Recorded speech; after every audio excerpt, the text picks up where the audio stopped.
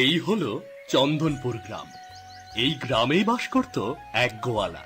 নাম ছিল তার হারুন। গ্রামে তার সুনামও ছিল, আবার দুর্নামও। গরু ছিল একটাই, তবে সেই গরুর দুধ গ্রামের সবাইকে দিলেও যেন দুধের কোনো অভাব হতো না তার। এত দুধ জাদু নয়, এ হলো হারুনের চালাকি। আহ, কি সুন্দর সকাল! এই সকালে দুধের ঘ্রাণ যেন মন ভরিয়ে দেয়।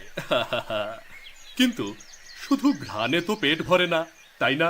কি হলো গো? এত সকালে দার্শনিক হয়ে গেলে যে? দুধের বালতি সামনে রেখে এত গভীর চিন্তা কিসের? চিন্তা তো হবেই গো। এই যে এতগুলো দুধ, এ দিয়ে তো আর সারা মাস চলবে না গো। বাজারের যা অবস্থা, তাতে শুধু দুধ বেচে কি আর সংসার চলে? একটু বুদ্ধিও খাটাতে হয়।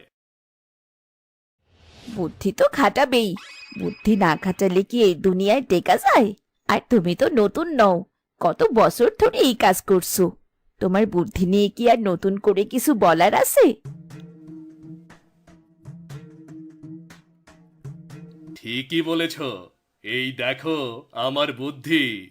এই জল আর দুধ দুটোকে মিশিয়ে দিলে কে ধরতে পারবে বলো? দুধ তো দুধই থাকবে, শুধু পরিমাণটা একটু বাড়বে। আর তাতে আমাদের লাভও বাড়বে। হুম। আরে এত খোলাখুলি কেন কথা বলছো? কেউ শুনে ফেললে তো মুশকিল হয়ে যাবে। পাড়ার লোক তো সব সময় কান পেতে থাকে।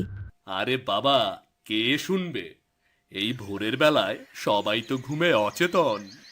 আর শুনলেও কি হবে? প্রমাণ করতে পারবে নাকি? দুধ তো আর কথা বলতে পারে না, নাকি?